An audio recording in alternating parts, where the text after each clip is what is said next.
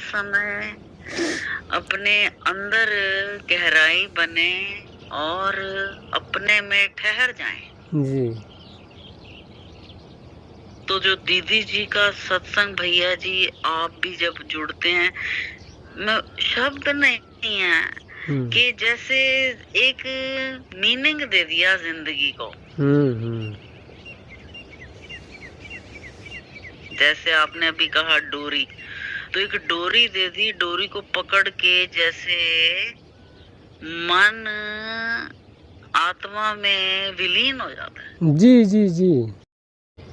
और आपकी वीडियोस भी अभी आपने एक बनाई है, समाधि के ऊपर बनाई है, कोई बड़े यंग से लड़के बोल रहे हैं, तो ये सारे पॉइंटर जैसे होते हैं ना कि उंगली पकड़ के चलने लगता है मन और निर्विचारता में ठहरता है। जी। तो बार बार अब जैसे रास्ता दिख गया, जैसे कुत्ते को घर का रास्ता पता लग जाता है ना। तो इसको रास्ता दिख गया, तो अब ये आनंद लेने के लिए बार बार वहीं जाता है। हाँ, बिल्कुल सही कहा। ये मन जो है, मन ही बाहर भागता है, और जब बाहर से मन अगर लौट गया तो वही मतलब कि फिर आत्मा का रस उसको प्राप्त होने लगता है। जी हाँ।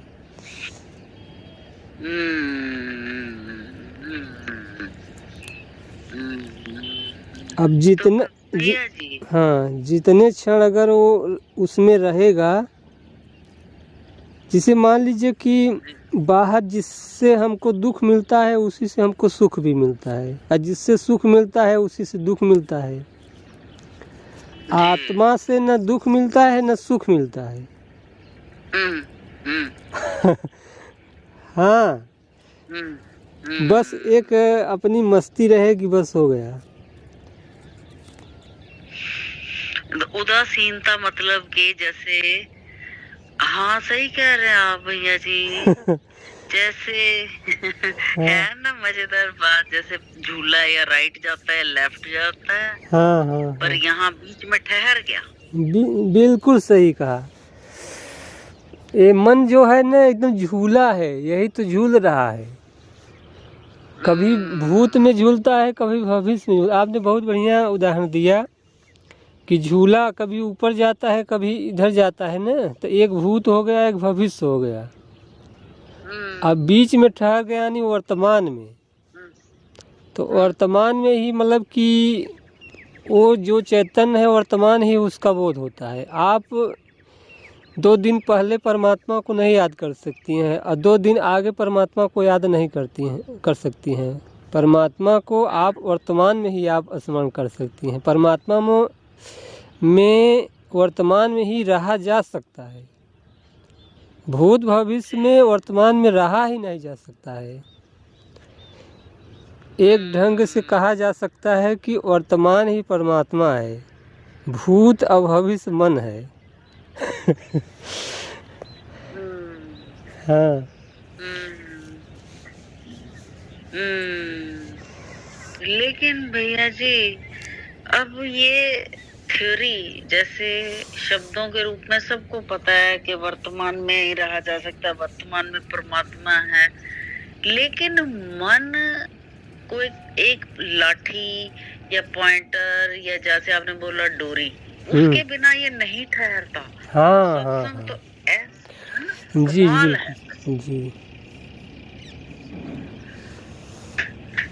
और शब्द से भी ज्यादा संगीत, जैसे दीदी जी भावपूर्ण होके गाती हैं। हाँ हाँ, संगीत में जो होता है तो उसमें भी शब्द होता है ना।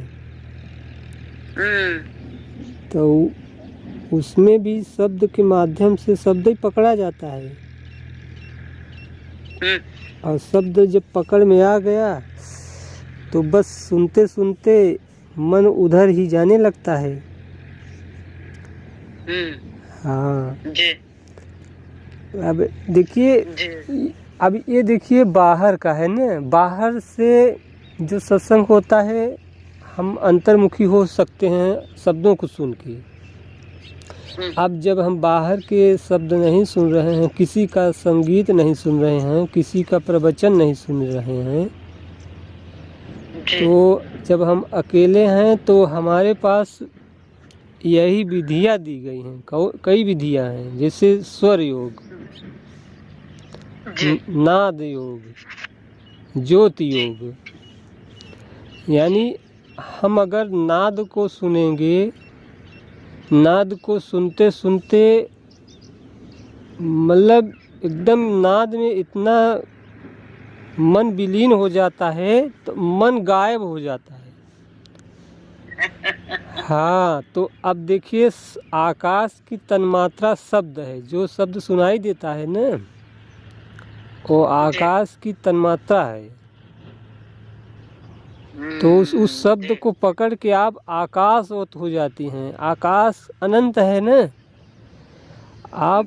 आप अनंत से जुड़ जाती हैं जी। हाँ, वो जो योग जो बताया गया है ना, तो वो तो और आनंद, वो तो और जल्दी मतलब कि ले जाता है।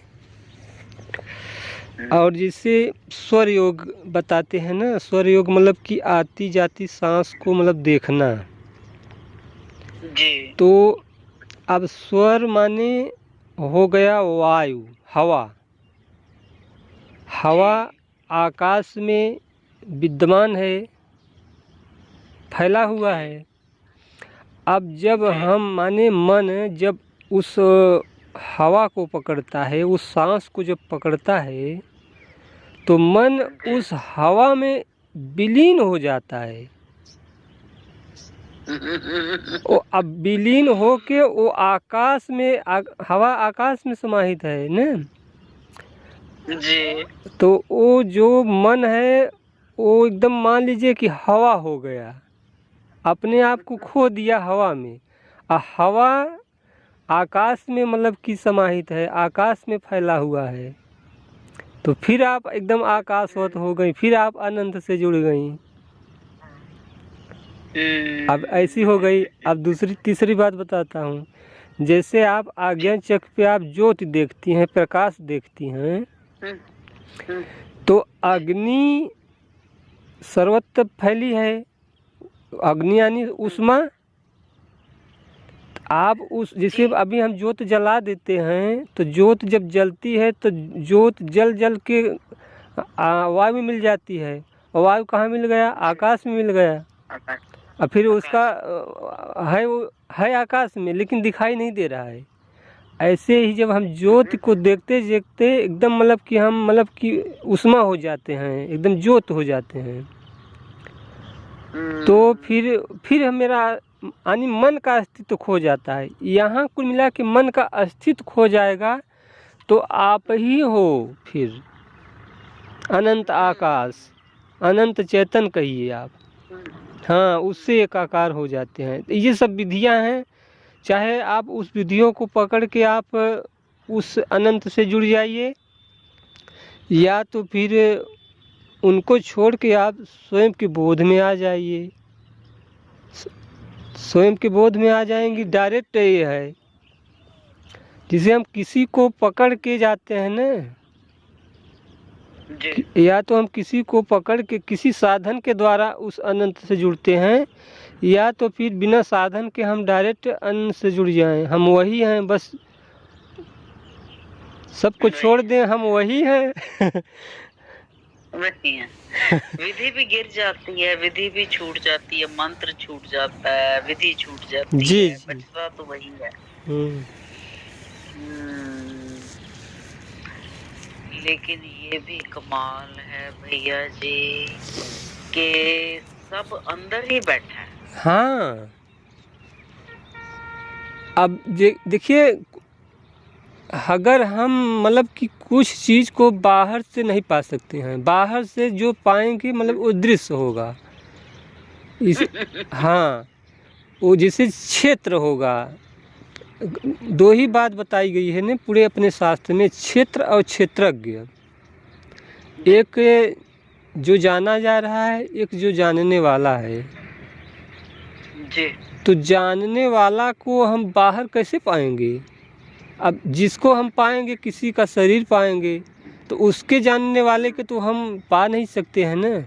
मान लीजिए हमारे शरीर के अंदर जो जानने वाला है, आप उसको नहीं पा सकती हैं। आप जब भी मुझे ढूंढेंगी कहीं, तो मेरे शरीर को ही पाएंगी। और आप आँख से, इंद्रियों से आप मेरे शरीर को ही देख पाएंगी। लेकिन जो चैतन्य है, वो तो आप अपने में जब डूबेंगी तब पाएंगी ना। जी जी। हाँ। धीरे धीरे यही समझ आ रहा है कि जो, जैसे अभी आपने समझाया कि स्व का बोध, कि उस बोध से जितनी दूरी है, हाँ, वही बेचैनी का कारण है जी। तो जितना ज्यादा उस बोध में रहा जाए, और बोध में रहने के लिए ये तो बहुत आसान ये तरीका है सत्संग का, या कोई भी पॉइंटर है, या श्वास को देखना, तो उतना ही ज्यादा वर्तमान में या शांति में रहा जा सकता है जी। और यहीं से शायद जन्म मरण के छुटकारे से के चक्कर से जो छुटकारा है, उसकी नींव रखी जा सकती है। जी दीदी जी, बिल्कुल सही कहा आपने। ये ऐसा है जो बिंदु है अपने बोध का, जो रहनी अगर बन जाए वहां पे, अपने आप तो कर्तापन चला जाता है। अरे उसमें कुछ नहीं है दीदी जी, इतना मतलब कि अब इतना शांति, इतना आनंद है कि जैसे ही उसमें जाते हैं, अभी आप थोड़ा सा किसी के प्रति राग द्वेष हो, और जैसे ही आप अपने स्वरूप के बोध में आती हैं ना, वो तुरंत विदा हो जाता है। हाँ।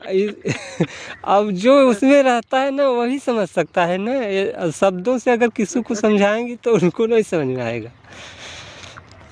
सही कहा भैया जी, ये तो अमृत कुंड है। हाँ हाँ। जैसे आश्रम से वापस आई तो मेरा रोना ही ना बंद हो। हाँ। क्यों? क्योंकि वहां निरंतर अनायास ही स्थिति बनी हुई थी। जी जी। तो मुझे लगता था अंधकार ही अंधकार, बैठे बैठे मुझे पसीने छूट जाते थे, रोना आ जाता था कि आगे क्या बनेगा।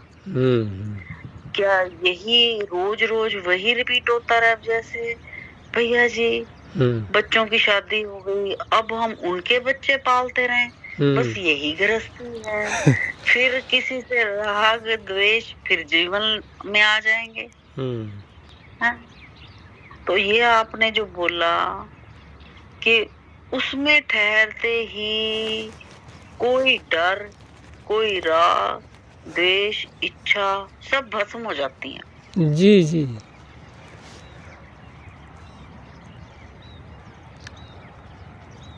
इतना हौसला हो जाता है दीदी जी बोलने में। आपको सच बताऊं कि पहले मुझे किसी से बात करने में बहुत संकोच लगता था, लेकिन इतना निर्भयता आ जाती है कि न आपसे वाणी से न कटु निकलेगा, न अपशब्द निकलेगा, और आप कहीं भी किसी भी अधिकारी से आप बात कर सकती हैं। कोई मतलब भय नहीं रहेगा, भय दूर हो जाता है।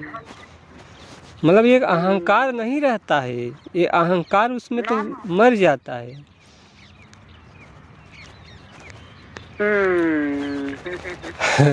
वो परमात्मा ही हो गए ना। हाँ। उसी के साथ एक हो गए। और भैया जी, आप में और चेतना भी है कि नहीं? मैं पना है ही नहीं, बिल्कुल। उसका खेल है। अब आप देखिए, शुरू में मुझे गुरु जी कहती थी, प्रभु जी कहती थी, हमका ये सब नहीं अच्छा है ना। और जितना हम लोग मतलब भाई बहन हो के मतलब बात कर रहे हैं घुल मिल के, उतना फिर आप अगर जैसे कोई मुझे गुरु कहता है ना, पता नहीं क्यों ना मुझे नहीं लगता है कि कुछ उनको बताऊं। आपको सच बता रहा हूँ। हम्म, हाँ।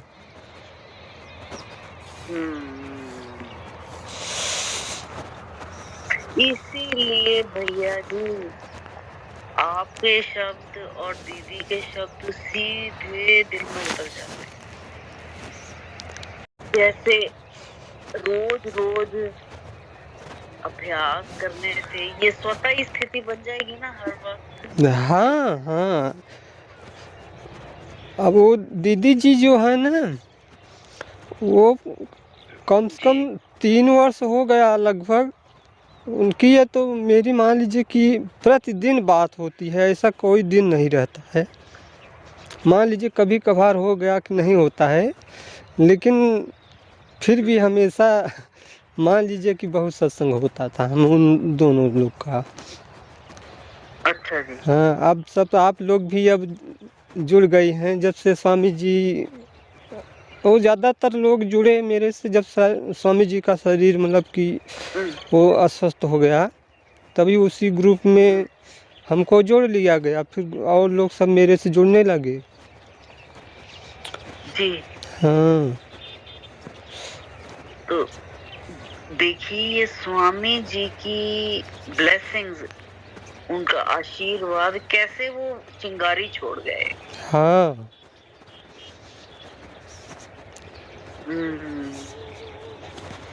अब तो डेली 2-4 लोग नंबर मांगते हैं, अब हो गया दे देते हैं। अब ज़्यादा इसमें दीदी जी ज्ञान नहीं है, ठीक है, थोड़ा बहुत थोड़ा समझ है, लेकिन इतनी जल्दी जब तक लोग भटकते नहीं हैं तब तक पूरा समझ भी नहीं आता है।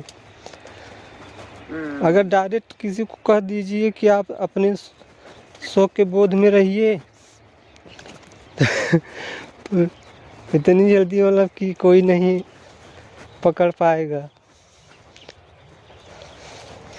तड़प भैया जी, ये जो तड़प है ना, ये जन्म बीता जा रहा है, व्यर्थ जा रहा है सब। जी। ये अगर है ना, ये है ना, एक वो अंदर फिर एक प्यास जगाता है, फिर बात बन जाती है।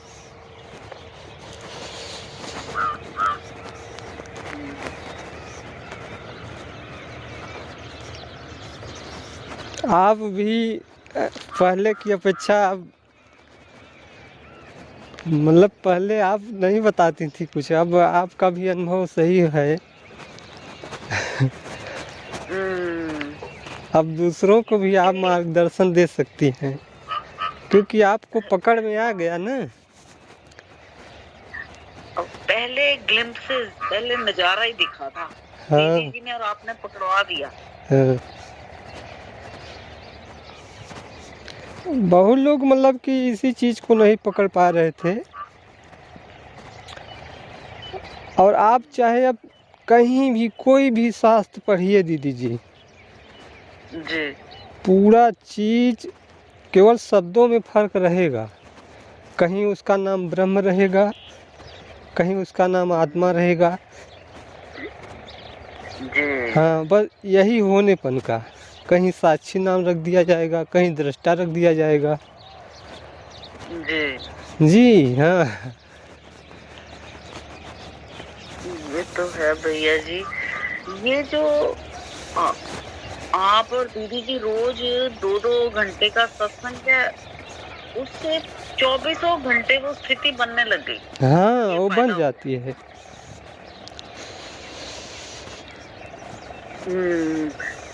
और मेरी बात तो बननी ही नहीं थी ऐसे लगातार सत्संग के बिना। मुझे अंदर से प्यास होती थी कि लगातार सत्संग मिल जाए, पर कैसे मिले। तो ये उसका अनुग्रह हो गया।